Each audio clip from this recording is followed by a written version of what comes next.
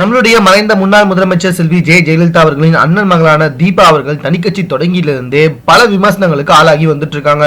அந்த கட்சிக்கு பேர் வச்சதுல இருந்து ஆரம்பிச்சது இதோட முதல் பிள்ளையார் சுழி.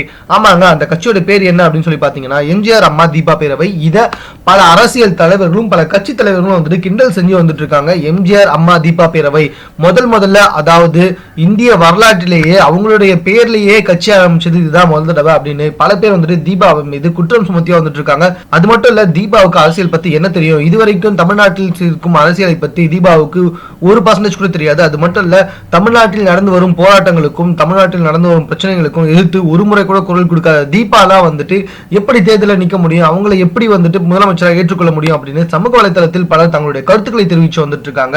அது மட்டும் இல்ல, தீபா தன்னுடைய தீபா பேரவையில் நிர்வாகிகளை நியமிப்பதில் பல தவறுகளை செய்திருக்கிறார் அப்படின்னு பல பேர் சொல்லி வந்துட்டு இருக்காங்க. அது மட்டும் இல்ல, அவங்களுடைய கட்சியின் உறுப்பினர்களும் தொண்டர்களுமே தீபா மீது பயங்கர கோபத்துல இருந்து வந்துட்டு இருக்காங்க. அதனாலதான் சமீப காலமாக தீபா வீட்டின் முன்னாடி இருந்த பல கட்சி தொண்டர்கள் தற்போது தீபா வீட்டிற்கு வருவதே இல்லை அப்படின்னு சொல்லிட்டு பல பத்திரிகை நிறுவனங்கள் சொல்லி வந்துட்டு இருக்காங்க.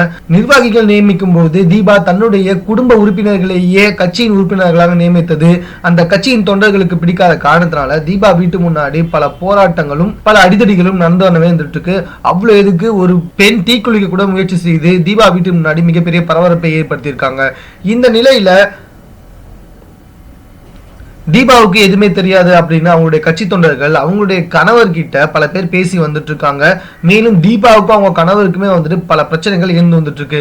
அதனாலதான் கட்சி நிர்வாகிகள் பட்டியல் வாசிக்கும் பொழுது தீபா ஏதோ ஒரு பேப்பரை வாசிச்சுட்டு இருக்காங்க, அவங்களுடைய கணவர் வேற ஒரு பேப்பரை வாசிச்சுட்டு இருக்காரு. இந்த மாதிரி அவங்களுடைய கட்சியிலும் சரி அவங்களுடைய குடும்பத்திலும் சரி பலதரப்பட்ட பிரச்சனைகள் ஏற்பட்டு வந்துட்டு இருக்கு.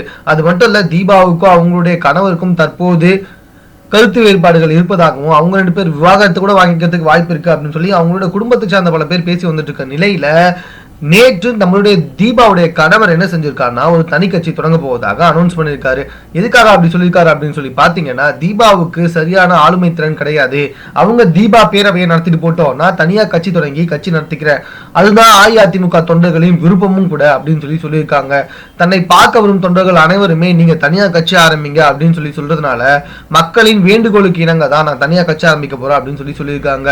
ஒரே வீட்டில இருந்துகிட்டு கணவன் ஒரு கட்சி மனைவி ஒரு கட்சி அப்படின்னு ஆரம்பிக்கிறது இந்திய வரலாற்றிலேயே இதுதான் முதல் முறையா இருக்கும் அப்படின்னு தமிழக மக்கள் அனைவரும் இப்போ ரொம்பவே பரபரப்பா பேசி வந்துட்டு இருக்காங்கன்னா பாத்துக்கோங்க. மேலும் இது போன்ற செய்திகளை உடனுக்குடன் தெரிந்து கொள்வதற்கு எங்களோட சேனலை சப்ஸ்கிரைப் பண்ணுங்க. இந்த வீடியோ பிடிச்சிருந்தா லைக் பண்ணுங்க. உங்க கமெண்ட் எதுவும் ஓகே எங்க கூட ஷேர் பண்ணிக்கோங்க. தேங்க்யூ.